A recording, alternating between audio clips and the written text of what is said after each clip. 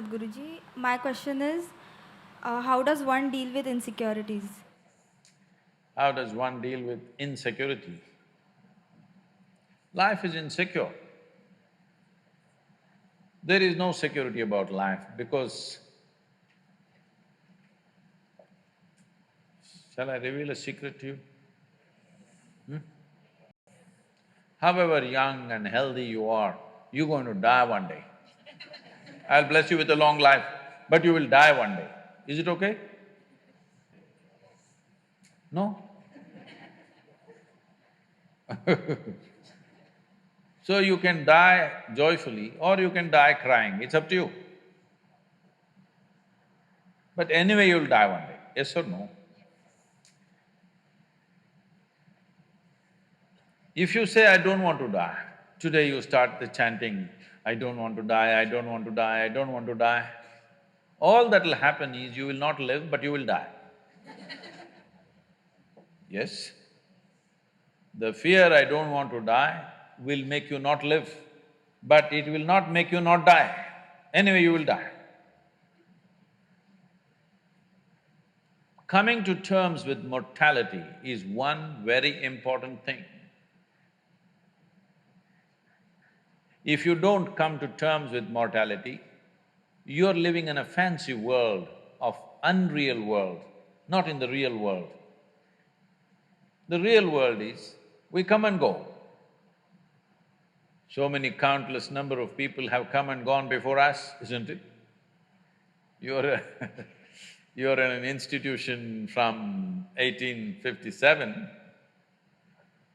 I was just wondering how they started an institution in that year because in that year there was such turmoil all over the country. 1857. Lot of upheaval in the country, but somehow somebody managed to start an institution.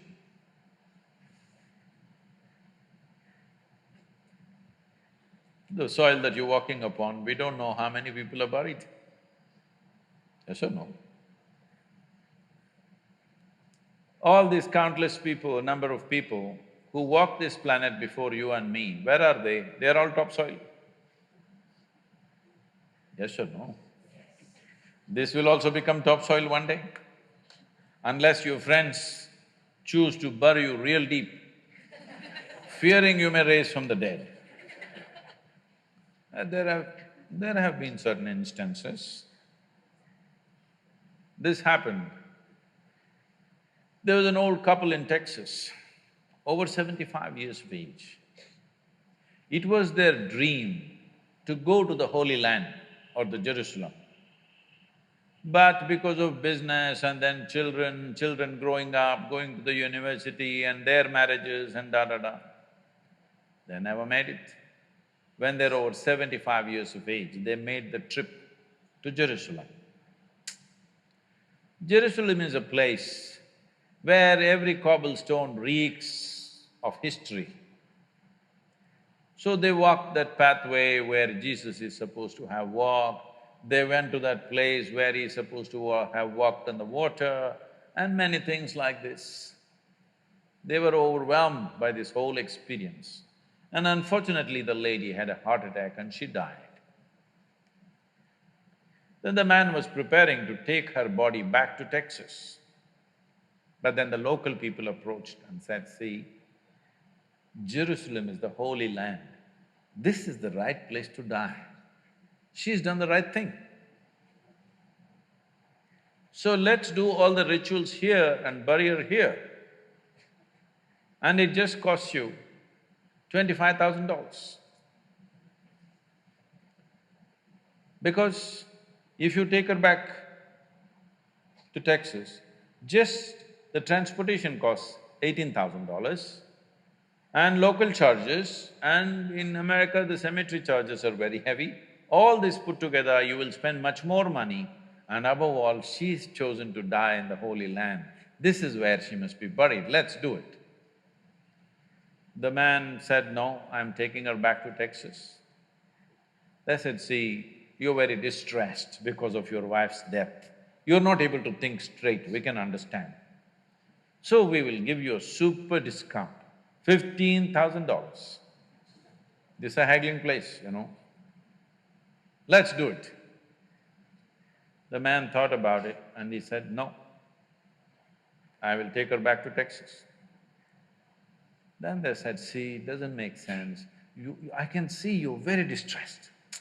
You lost your wife of 45 years, so obviously you're very, very distressed, you're not thinking straight at all. We can understand this just because of that. You are an American and you are from Texas, so we give you an absolute super discount, $10,000. Let's do it. Come on, let's do it, let's do it.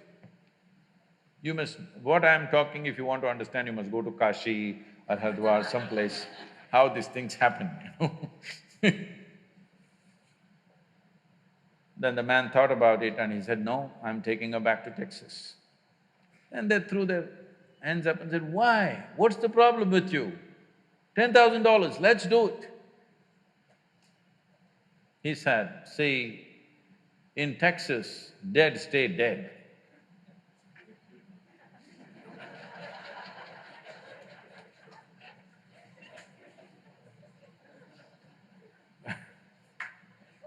So, if you come to terms with your mortality, security, insecurity, all these things will go. You are living on a daily basis as if you are forever. The fundamental awareness that this is mortal, this is here only for a limited amount of time, if this was a normal conscious thing for you, you would put your life to best use, for sure. And if you come to terms with that one thing, there would be no insecurity because there's nothing to gain, nothing to lose in this life. You came with nothing. Whatever the hell is happening, you're on the profit side. Yes or no? Huh? Isn't it so? Did you come with investment? No. You come with nothing. So whatever the hell is happening, you're always on the profit side, isn't it? And anyway, they don't allow you to take a container in the end. So all you have is how profound, intense and beautiful is your experience of life. So don't make too much fuss about it. You're acting as if you're going to lose something. No, there's nothing to lose, nothing to gain because you come and you go. You may think, oh, my life, my life. No, it's your life on this planet is like a pop-up. On the computer screen, you've seen these pop-ups? You just pop up and pop out. In the meantime, will you rise and shine is the only question, all right? So if anyway you shine, sometimes you may be seen by people, sometimes you may not be seen by people. The important is you are shining within yourself and that's all that matters. If people have eyes, they will see it. If they have no eyes, they won't see it, that's their problem. But you are living an intense and profound life, that's all that matters here. If you understand this and if you bring this into your life, insecurity will not happen because security can happen only in death. Yes or no? People keep asking me, coming to me and asking me, Sadhguru, please bless us, nothing should happen to us. I say, hey, what kind of blessing is this? My blessing is let everything happen to you. Everything that's life must happen to you. Have you come here to avoid life or have you come here to experience life? Please, you must make a decision right now. Have you come here to avoid life or to experience life? Experience life. All the different dimensions of what this life holds must happen to you, isn't it so? If you come to avoid life, there's an ocean right here. You can jump into the ocean. See, if you want to avoid life, you must die. It's a more efficient way of doing things, isn't it? You're alive and you try to avoid life, it'll become miserable. If you feel insecure, that's what you will do. You will try to avoid life. When you're alive and try to avoid life, it'll cause immense misery. When you're alive, you live. When you die, don't get up from the dead. When will you learn how to handle my thought, how to handle my emotion? We will give you tools, how to figure this machine out. Whatever the issue, we'll do our best. But this should not be the issue.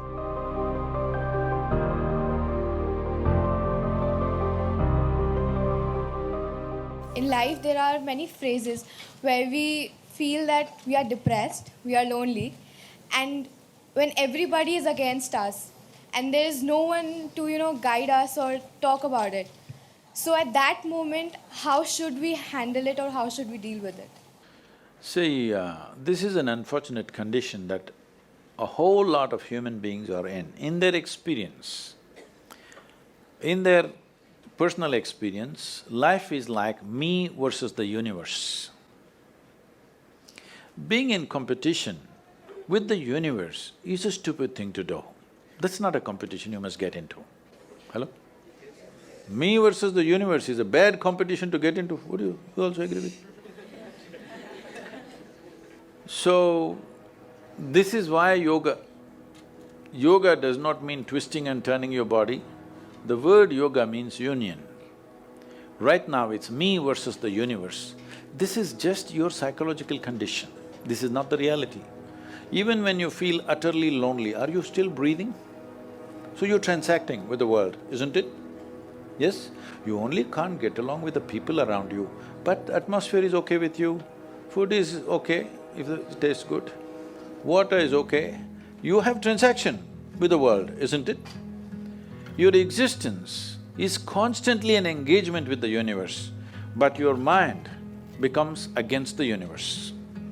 If you create a psychological condition that you're against or you're in competition with the universe or the cosmos, obviously you will feel crushed for small things. Little things will crush you. When I say little things, maybe you failed your examination, maybe you got thrown out of this university, maybe you got fired from a job, maybe somebody ditched you, maybe something else like this happened. These are all small things between life and death. Because you came here with nothing, isn't it? When you die, there is no container service for you. You die with nothing. In spite of that, most people have turned their homes into warehouses. Most people are carrying such a huge baggage on their head, as if they're carrying the whole universe on their head. This is their own psychological condition. Your thought and emotion is what you're talking about, right? When are you going to figure out how to handle your thought and emotion? Not hers, not hers, not his, yours. When are you going to learn how to handle my thought and my emotion? At the end of your life? The only problem really with life is just this. Most human beings have taken themselves too seriously. They don't understand. You've seen on the computer screen these pop-ups? Yes. You are a pop-up on this planet. You pop up for 2 seconds and pop out. No, you must see, countless number of people like you and me have walked this planet. They were also big people. Where are they? All topsoil? Topsoil or no? Unless somebody, your friends decide to bury you real deep, fearing that you may rise from the dead. You know, there have been such instances. Or maybe you're planning to go to heaven. Hello? Anybody who talks about a place other than this place as a better place than this is a crime against humanity. My fundamental work is to destroy all heavens so that people will learn to live well here. All these idiots who made a hell out of themselves, they want to go to heaven. They made a mess out of this place and then they want to go to heaven. I'm asking you, do you have any proof? Do you have any proof that you are not already in heaven and messing it up? Do you have any proof? You're already in heaven, making a mess out of it. Yes, simply because you are not even learning how to handle your basic faculties of thought and emotion, isn't it? Your only justification is, everybody is like this only, that's how it is in a madhouse. That is how it is in a madhouse, only a doctor looks crazy. So when are you going to handle it? Slowly, at the age of 60? I'm asking. When will you learn how to handle my thought, how to handle my emotion, how to handle my body, how to handle my chemistry? When are you going to figure this? At the end of your life? Because this culture has grown. When to do spirituality means when you're 70, when you're no good for anything else. No, at the earliest possible time, whatever is most profound about you, not about heavens, about this life, everything that you need to know, you must know soonest, isn't it? Only then you will live a sensible life. Okay, if I tell you a joke, you won't get offended. Because this is the most serious crowd I've ever seen in the last few years. How many of them are journalism? Most of them? Okay.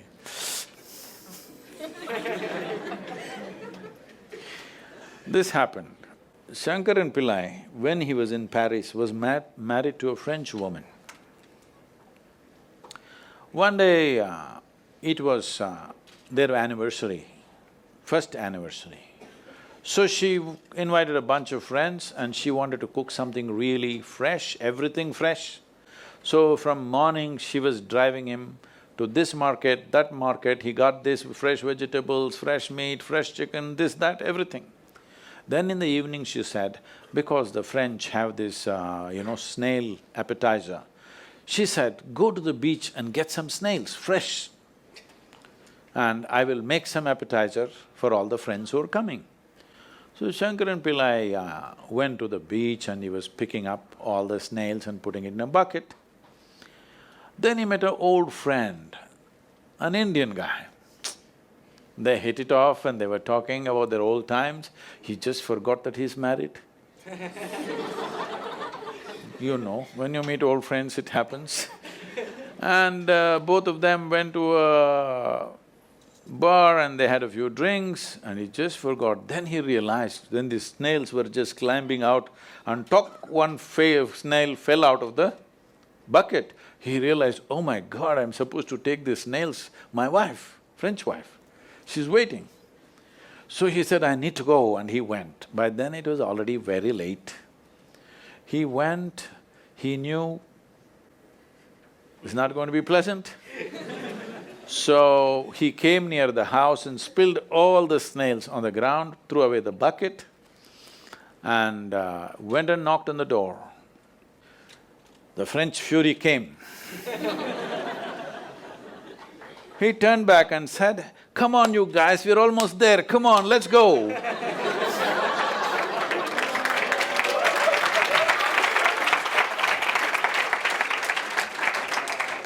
So, when are you going to pick your snails and put them in the bucket and fix them? Huh? Your problems, you must fix them, isn't it? These are not problems. I want you to understand, you are not suffering your life. You're only suffering two fantastic faculties that only… It's a privilege of being human that we have these two fantastic faculties. One is, we have a vivid sense of memory. This is because of this memory our life is so rich, unlike any other creature. And we have a fantastic sense of imagination. Now, this is what you're suffering. What happened 10 years ago, you can still suffer. Why? Are you suffering life or memory? Hello? Memory. What may happen day after tomorrow, you're already suffering. Are you suffering life or imagination? Two most fantastic faculties you have, you're suffering. So what are you asking for? You want to become once again an earthworm. An earthworm is a very eco-friendly creature, I have nothing against it. But it took millions of years of evolution to get you this size of brain, and now you're suffering it. If we take away half your brain, of course you will sit there without any anxiety, without any suffering, peacefully.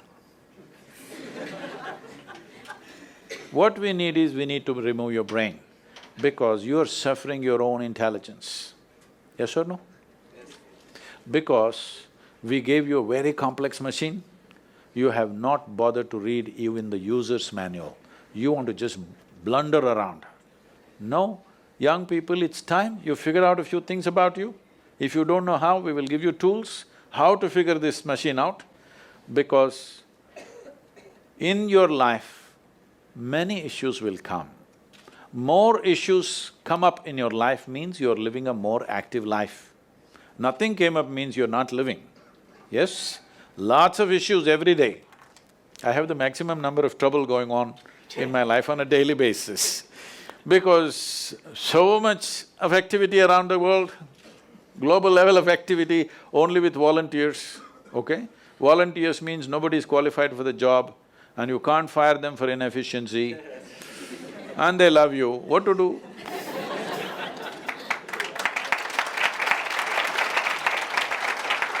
This one thing you must fix, that is, in your life, you are not the issue, okay?